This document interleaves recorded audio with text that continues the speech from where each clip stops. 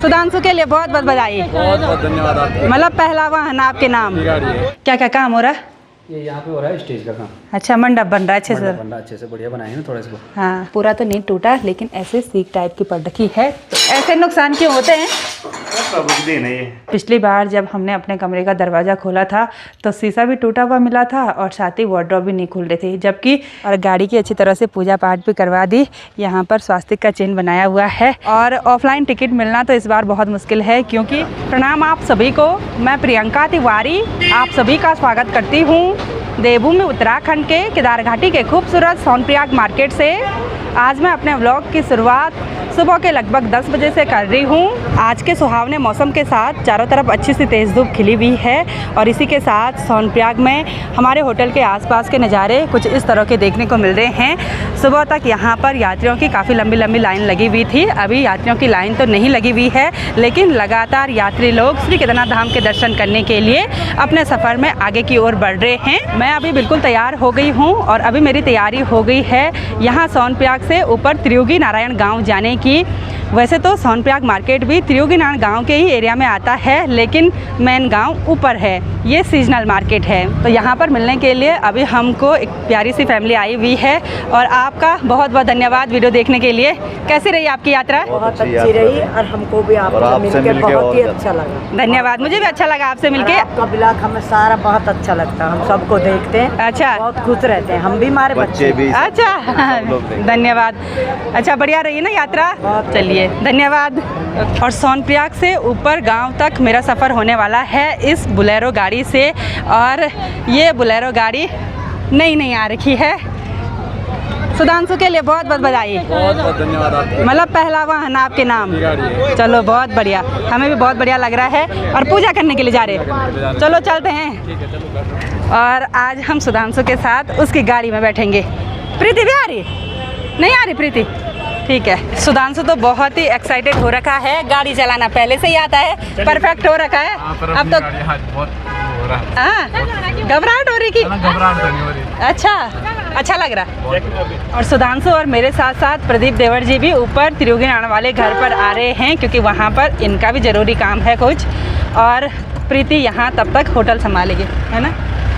तो अब चलते हैं, आपको त्रियोगी नारायण गांव का माहौल भी दिखाते हैं। और आज सुधांशु के साथ बैठकर बहुत ही बढ़िया लग रहा है, बहुत खुशी हो रही है। चलो, अपनी मेहनत की कमाई से इसने अपने लिए एक वाहन जोड़ दिया। अपने शौक भी पूरे करने चाहिए, है ना? हाँ, अलग ही खुशी दिखाई दे रही है चेहरे पे। चलो, बहुत बढ़िया बात है।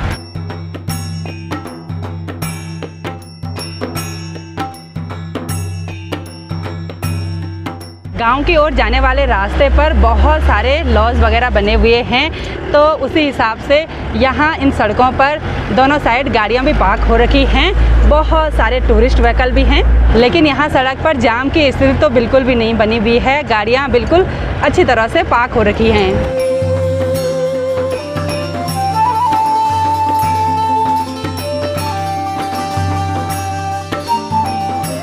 सफ़र में आगे बढ़ते हुए मैं अभी अपने गांव त्रियोगी नारायण में पहुंच गई हूं और सोनप्रयाग के हिसाब से यहां का माहौल बिल्कुल शांत सा नज़र आ रहा है और टूरिस्ट व्हीकल भी कम ही देखने को मिल रहे हैं। सुधांशु भांजा चला गया है सीधे मंदिर की तरफ। वहां पर जठो जी और भाई साहब उनका इंतज़ार कर रहे हैं और मेरे हाथ में थोड़ा सा सामान है हमारे होटल के लिए। बहुत दिनों के बाद गाँव के ऐसे खूबसूरत नज़ारे देखने को मिल रहे हैं। लोगों के किचन गार्डन में आलू के पौधे भी काफ़ी बड़े हो रखे हैं और साथ ही यहाँ पर जौ भी बस पकने ही वाले हैं। ये जौ काफ़ी लेट से बोए होंगे तो थोड़ा सा पकने में इनको टाइम लग गया, वरना ऊपर के खेतों से लोगों ने जौ की कटाई बहुत पहले कर दी थी।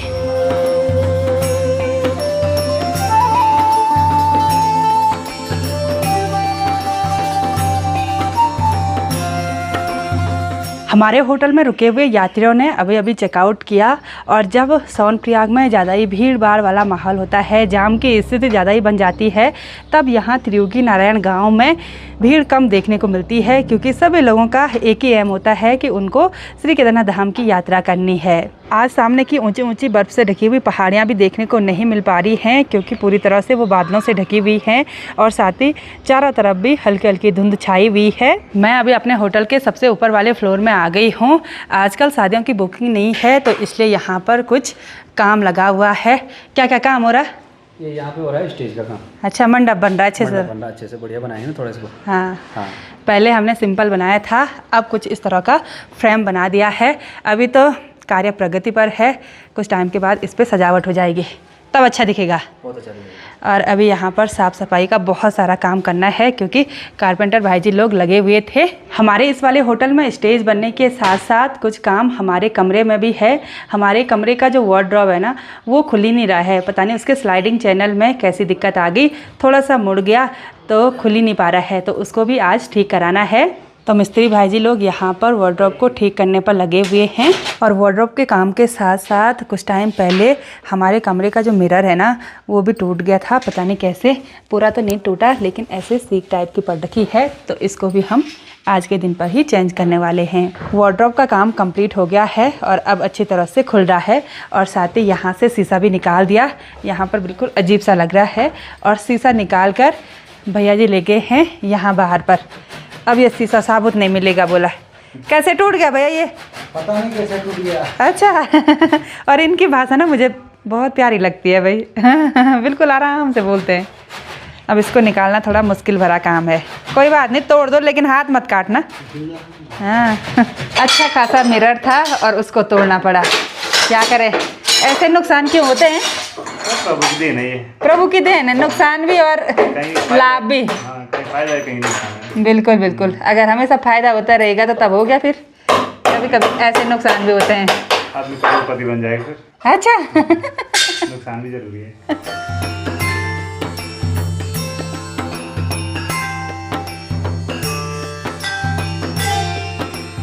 ये वाला शीशा तो अच्छी क्वालिटी का था लेकिन पता नहीं कैसे इस पर सीक पड़ गई और अभी तोड़ने में भी बहुत ही भयंकर आफत आई। इतनी अच्छी तरह से चिपका रखा था। तो चलिए जी, अब जाके कमरे में जितना भी काम होना था वो काम कंप्लीट हो गया। मिरर भी काफ़ी अच्छी तरह से लग गया और अब भगवान जी से प्रार्थना करते हैं कि अब हमारे घर में कोई भी नुकसान ना हो।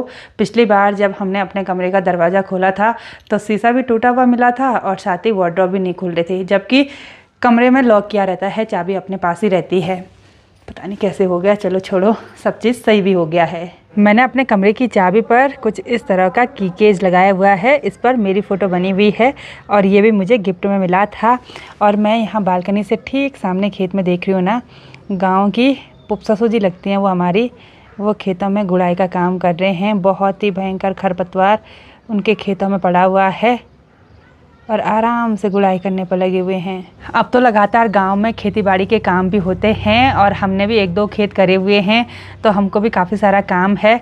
देखते हैं 1-2 दिनों के बाद खेतों में काम करने के लिए चलते हैं।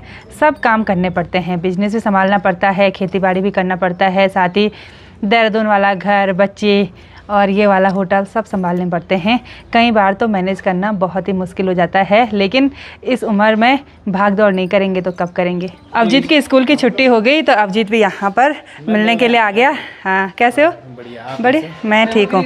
चल सोनप्रिया चलते हैं। अब आऊँगा मैं 25-26 को शायद। अच्छा अभी स्कूल है इसकी।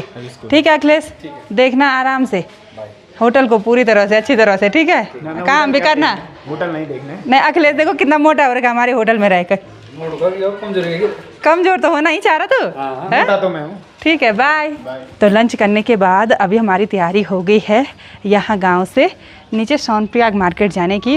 वैसे तो मैं यहीं पे रह सकती थी लेकिन अकेले अकेले ना बिल्कुल बेकार होता है और सोनप्रयाग के हिसाब से यहाँ पर बिल्कुल सुनसान लग रहा है भाई। सुधांशु यहाँ स्टेशन पर बिल्कुल तैयार हो रखा है नीचे सोनप्रयाग जाने के लिए और गाड़ी की अच्छी तरह से पूजा पाठ भी करवा दी। यहाँ पर स्वास्तिक का चिन्ह बनाया हुआ है। तो अब चलते हैं यहाँ से नीचे सोनप्रयाग। देवर जी पहले ही पीछे बैठ गए। और ये बुआ कौन बना रखा है यहाँ गाड़ी पे? ये सुधांशु है। पहले बना दिया। और सुधांशु तो पतला है ना, ये तो मोटा मोटा बच्चा बना दिया। अब हो जाएगा मोटा। बचपन की है ना, बचपन की है वो। हो गई पूजा पाठ अच्छे से? एक सवारी हाँ हाँ। सुधांशु ने हमको भी पूजा पाठ में शामिल होने के लिए बोल दिया था, लेकिन देवर जी अपने काम से बिजी रहे और मैं वहाँ पर मिस्त्री भाई जी के साथ रही, तो टाइम ही नहीं लगा। 5 मिनट की पूजा हुई सिर्फ। नहीं पूजा बहुत टाइम की। अच्छा आपके पापा ही नहीं करवाई? नहीं पंडित जी ने। अच्छा दूसरे पंडित जी ने। वैसे इसके पापा भी पंडित जी हैं, हैं?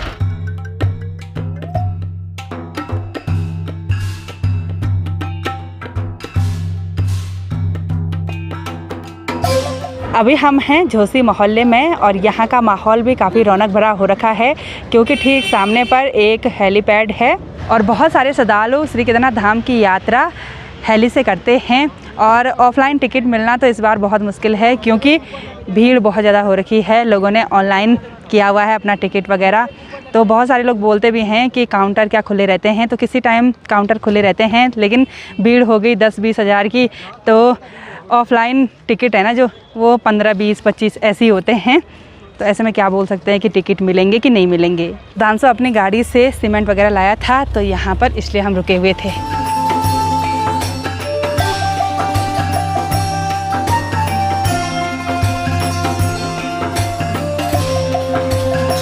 मैं और देवर जी सोनप्रयाग मार्केट शुरू होने से पहले ही सुधांशु की गाड़ी से उतर गए हैं क्योंकि हम जा रहे हैं शॉर्ट रास्ते से और इधर साइड गाड़ियों की काफ़ी लंबी लंबी लाइन लगी हुई है। तो सुधांशु की गाड़ी सामने पर ही जाम में फंस गई, तो उसने अभी ना घूम के आना है क्योंकि ऊपर वाली जो रोड है वो 1 वे है।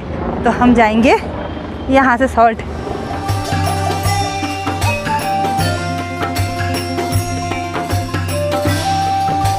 तो इस टाइम भी यहाँ सोनप्रयाग में जाम की स्थिति बनी हुई है, गाड़ियों की लंबी लंबी लाइनें लगी हुई हैं। तो मैं भी अब रिलैक्स हो जाती हूँ। तो इस ब्लॉग को इतना ही रखते हैं, मिलते हैं आप सभी लोगों को अपने नेक्स्ट ब्लॉग में।